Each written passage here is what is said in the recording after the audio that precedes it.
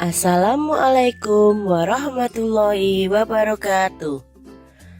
Hai anak-anak kelas 3, apa kabar kalian hari ini?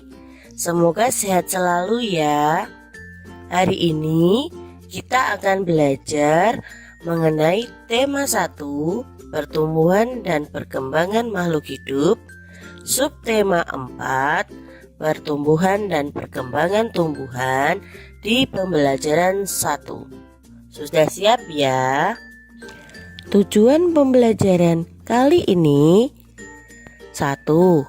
Mengetahui pertumbuhan dan daur hidup tumbuhan melalui perkembangbiakan alami dan buatan.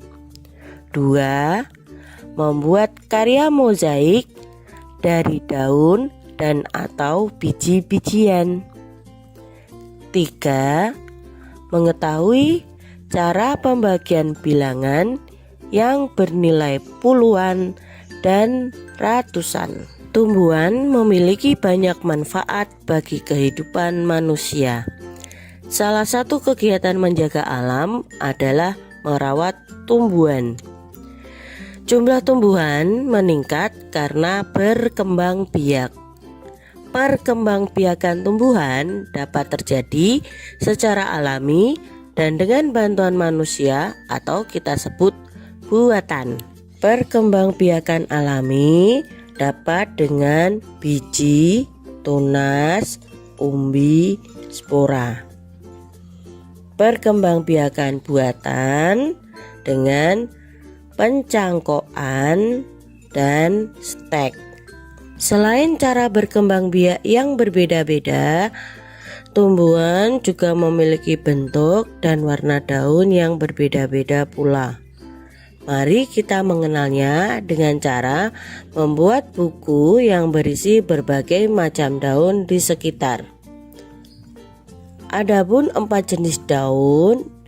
Yang pertama, daun berbentuk menyirip seperti susunan tulang ikan. 2. Daun menjari. 3. Daun melengkung. 4. Daun sejajar. Langkah-langkah membuat buku catatan daun. Kalian harus meminta bantuan ayah ibu di rumah. Kemudian persiapkan bahan dan alat. Tentukan jumlah daun. Kemudian upayakan daun yang diambil adalah daun yang sudah kering dan terjatuh sehingga tidak merusak tanaman. Setelah itu tempelkan sehingga bertahan lama. Setelah ditempel, beri keterangan nama tumbuhan dan cara berkembang biak. Jangan lupa beri identitas dirimu di buku catatan daun. Oke?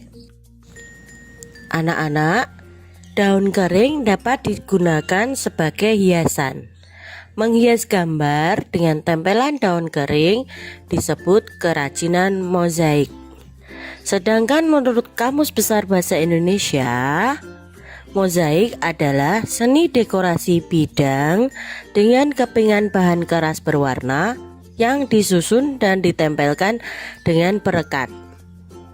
Ikuti langkah-langkah berikut untuk membuat kerajinan mozaik. 1. Ambillah beberapa helai daun kering. 2. Robek daun kering menggunakan tangan atau gunting. 3. Tempelkan daun-daun tersebut. Nah, cantik bukan? Lihat karya-karya ini. Selain daun, kita juga bisa membuat mozaik dengan biji-bijian. Nah, bagus bukan? Setelah membuat karya mozaik daun, kita akan mendengarkan cerita legenda yang berhubungan dengan tumbuhan, yaitu cerita Timun Emas. Dengarkan cerita ini baik-baik ya anak-anak yang cerdas. Di suatu desa, hiduplah seorang janda tua yang bernama Mbok Sarni. Dia tinggal sendirian dan merasa kesepian. Dia sangat mendambakan adanya seorang anak yang bisa menemaninya. Suatu sore, Mbok Sarni pergi ke hutan untuk mencari kayu. Di tengah jalan, Mbok Sarni bertemu dengan raksasa pemakan manusia. Ia gemetar ketakutan dan memohon raksasa untuk membiarkannya pergi. "Baiklah, aku akan melepaskanmu kalau kau bisa memberiku seorang anak untuk disantap," gelegar suara raksasa tersebut. "Tapi aku tidak punya anak," jawab Mbok Sarni dengan lirih. "Kalau begitu, ambil biji mentimun ini, aku titip untuk kau tanam. 15 tahun lagi aku akan kembali untuk memakannya," geram sang raksasa.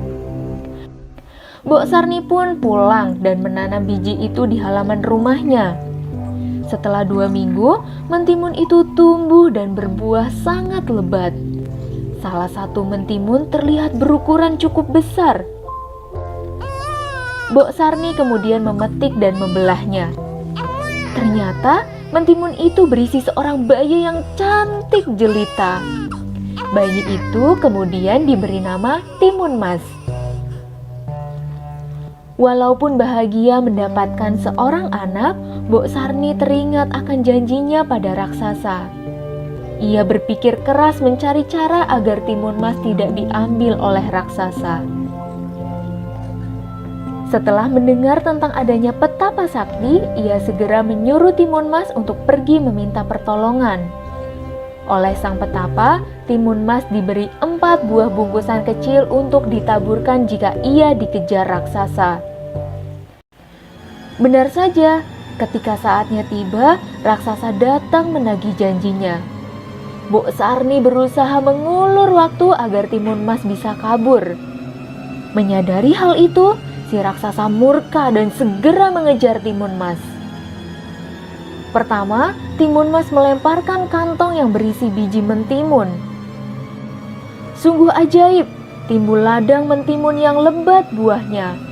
Langkah raksasa pun menjadi terhambat karena tubuhnya terlilit batang mentimun. Lalu, dari jarum di kantong kedua, tumbuhlah pohon bambu yang sangat tinggi dan tajam. Kemudian, garam dalam kantong ketiga mengubah hutan menjadi lautan yang sangat luas.